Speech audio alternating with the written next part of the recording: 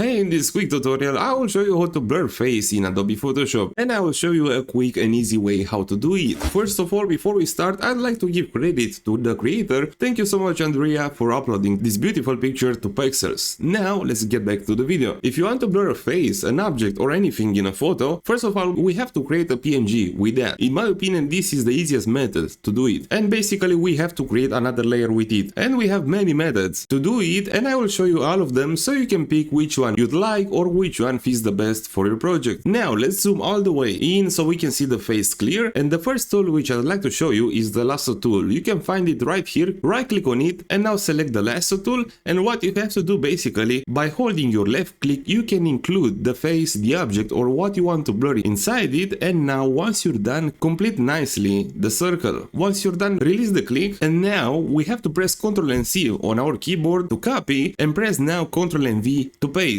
And if you pay attention to the layer, we just created a new layer with the face right here. We basically created the PNG, and now once you've done that, now we can apply the blur. So first of all, select the layer which you just created at the layers in the bottom right hand corners. Now go to filters, here select blur, and inside here you have few options of blur. I would recommend you to use the Gaussian blur, and now what you have to do, this window just pop up, and from here you can select the intensity of the blur. You can go to the right until you will find a good point. I think I will go with 38. Now once you're done, press on OK, and we just blur the face in Photoshop, and you can do that in many ways. As an example, let's delete this layer now. You have some other tools to do that. As an example, if you right click on this tool and you select now the rectangular marquee tool, now the same thing, drag and drop what you want to blur inside this square, release the click, press Ctrl and C to copy, Ctrl and V to paste, and now we created another layer. You have few more options to select. As an example, if you right click on it, you can select an elliptical marquee tool, and in this way we can create a circle. The same thing, Ctrl and C to copy, Ctrl and V to paste, and after you're done selecting, go to filters, blur, and this time let's select a motion blur. And the same thing, we can increase the intensity of the motion blur from here, and also this is the angle of the motion blur. So I hope this tutorial come in handy, and I hope this video helped you out to learn how to blur something inside Adobe Photoshop.